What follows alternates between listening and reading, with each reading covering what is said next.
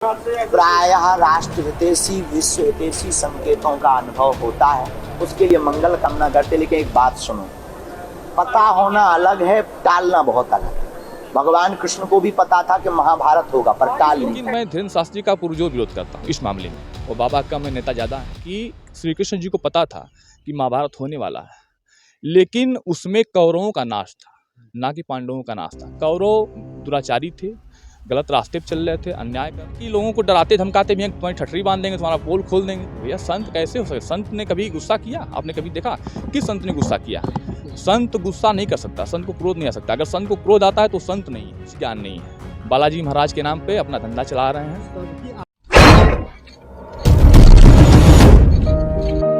की जा रही है। थोड़ा सा दो शब्द ये जानना चाहूँगा कि हिंदू राष्ट्र बनाने से क्या आपको खुशी मिलेगी या नहीं मिलेगी? देखिए, हिंदू राष्ट्र बनाने का जो लोगों का एजेंडा है, यह समाज हित में नहीं है, यह जनहित में नहीं है।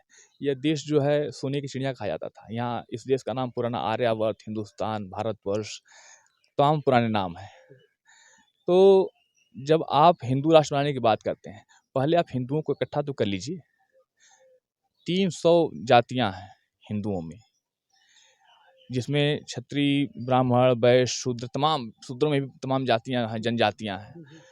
तो आप जब हिंदू राष्ट्र बनाने की बात करते हैं, जय श्री राम का उद्घोष लगाते हैं, गाड़ी पे महाकाल लिखते हैं, ठीक है, या समझ में आता है कि लेकिन आपको जब अपने पड़ोसी, वो भी तो हिंदू है, आपका पड़ोसी अगर शूद्र है, वैश्य है, ब्राह्मण है, तो उसकी आप सहायता नहीं कर सकते।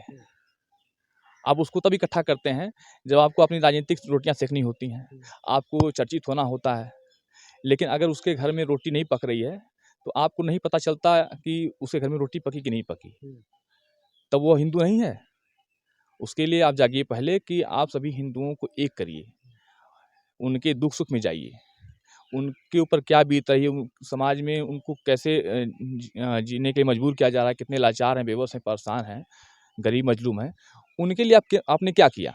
जैसे तमाम अभी एक बाबा हैं धीरेन्द्र शास्त्री जी, जहाँ जाते हैं उनका भाषण चलने लगता है। वो बाबा कम है, नेता ज़्यादा हैं। उनका भाषण चलता है कि हम हिंदू राष्ट्र बनाएंगे, जय श्री राम बोलो। भाई जय श्री राम हनुमान जी ने तब बोला था जब किसी पे आक्रमण करना था। जय श्री राम का जो उद्घोष होता है सिर्फ हनुमान जी से शुरू हुआ था, और श्री हनुमान जी ने उसको तभी बोला था जब कहीं न कहीं आक्रमण करना था या कहीं न कहीं बल का प्रयोग करना था। तो क्या आप बल का प्रयोग कर रहे हैं लोगों पे? भाई सबसे अच्छा उद्घोष तो यह है कि आप हे राम बोलिए, राम राम बोलिए, इससे अच्छा उद्घोष क्या हो सकता है? लेकिन आप भाषण देते हैं कि हिंदू राष्ट्र बना देंगे, एक हो जाओ, ठठरी बांध देंगे, तुम्हारा पोल खोल देंगे। यह एक ढोंग हो सकता है। मैं बालाजी का विरोधी नहीं हूँ, मैं हनुमान जी का भक्त हूँ, मैं उनका व्रत रहता हूँ, लेकिन मैं धीरेन्द्र शास्त्री का पुरजोर विरोध करता हूँ इस मामले में। अच्छा, बात कैसे समझ में आती है कि जब आप भी हनुमान जी के भक्त हैं, आप हिंदू राष्ट्र से बनाने से खुश नहीं हैं, वो क्यों खुश हैं? भाई देखिए, हिंदू राष्ट्र कैसे बन सकता है? हमारे देश में तमाम प्रकार के लोग हैं, तमाम जातियाँ हैं, हम यहाँ अखंडता में एकता की बात की जाती है।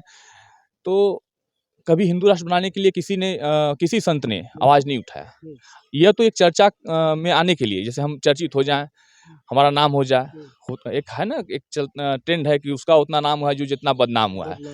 भाई आप यहीं किसी मुर्दाबाद, किसी जिंदाबाद के नारा लगा दीजिए, आपको विधायक की टिकट मिल जाए, कोई राजनीतिक पार्टी दे देगी, हो सकता है बाबा को लोकसभा का टिकट मिल जाए आगे।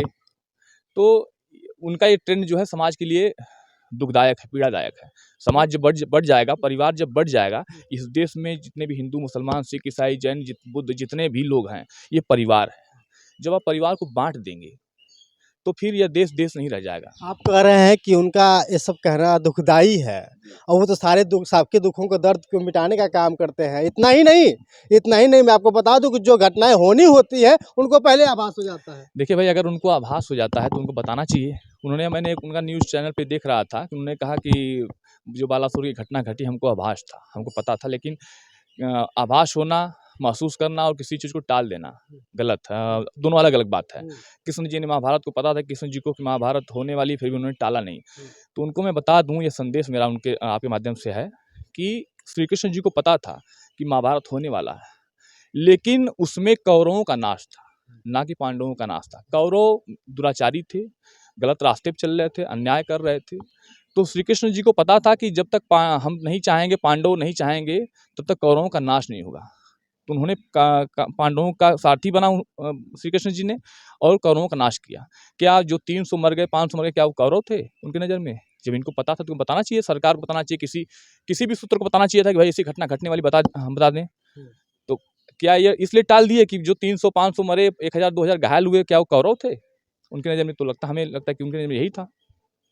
ये सब अशोभनीय बातें हैं, उनको कुछ ज्ञान नहीं है। बालाजी महाराज के नाम पे अपना धंधा चला रहे हैं। सबकी अभी अगर आप जाएंगे उनके पास, अगर आप भी जाते हैं अर्जी लेकर के, तो आपकी अर्जी लगेगी तो आपका सारा बायोडाटा इतना तक भविष्य की भी बातें बता देते हैं, और आप कह रहे हैं कि वो सब ढोंग है। देखिए, एक ट्रेंड है अभी बीच में, सभी राष्ट्रीय मीडिया, अंतर्राष्ट्रीय मीडिया में भी चला था, मैंने देखा था कि एक ट्रेंड है। जैसे जादूगर, अभी आप यहीं खड़े हैं, जादूगर अभी आपको मुर्गा बना सकता है, आपको कबूतर बना सकता है।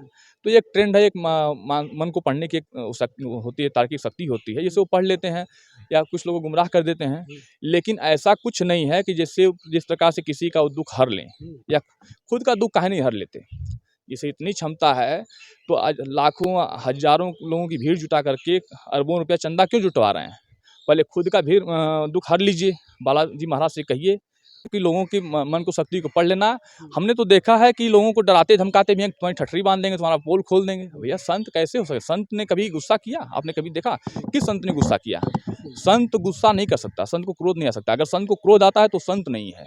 और बाबा जी को मैं बता दूं, अगर कहते हैं कि हमको क्या जरूरत है, हम आए चले जाएंगे, जैसे मोदी जी कहते थे कि हम झोला लेके आए, झोला लेके चले जाएंगे, तो ऐसे बाबा भी कहते हैं कि हमारा क्या लोगे, हम तो आए हैं, नहीं बनेगा हम तो चले जाएंगे। अरे भाई, तुम काहे चले जाओगे? हाँ? अगर आपको जनता की, समाज की इतनी चिंता है, तो मैं आपके चैनल के माध्यम से बताना चाहता हूँ, उनको कहना चाहता हूँ, ये संदेश मेरा है कि कल से बाबा जी कहीं भी आप कथा का करिए, आयोजन करिए, तो वहाँ कह दीजिए लोगों से कि ईश्वर सबके विराजमान है। यह हमारी किताबों में पढ़ाया गया है। श्री रामचंद्र जी ने कहा, हनुमान जी ने कहा, श्री कृष्ण ने कहा, सबने कहा, जितने संत पुरुष हुए सबने कहा कि ईश्वर सब में विराजमान है, हर जीव हर प्राणी में है।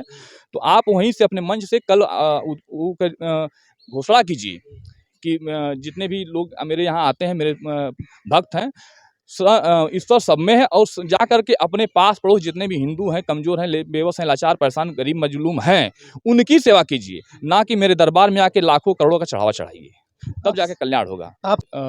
इनका टारगेट किसी को नहीं है, नहीं मुस्लिम को टारगेट करते हैं, न हिंदू को टारगेट करते हैं। ये टारगेट करते हैं अपनी कुर्सी को, कि हमारी कुर्सी कैसे चलेगी, हम चर्चा में कैसे रहेंगे। न इनसे हिंदू से मतलब है, न मुसलमान से मतलब है। ये चाहते हैं कि दो लोग लड़ते रहेंगे तो हमारी कुर्सी बची रहेगी। जिनका जनादेश ज़्यादा रहेगा, जो मैच्योरिटी में रहेंगे, जो माइनॉरिटी में रहेंगे, उनका हमें सपोर्ट मिलेगा और हमारी कुर्सी बची रहेगी, हमेशा राज करेंगे, और कोई मतलब इनका नहीं है। चलिए, बहुत बहुत धन्यवाद। हमारे साथ मौजूद थे मनोज सिंह जी। मनोज सिंह जी के विचार कैसे लगे हैं कमेंट के जरूर बताइएगा। फिलहाल उन्होंने कहा है कि बाबा बागेश्वर धाम कोई संत नहीं हो सकते, ये तो जादूगर है, कह लिया जाए तो गुमराह करने वाले वो मशीन है जो जनता से पैसा हटने का काम करते हैं। बहुत बहुत धन्यवाद, शुक्रिया।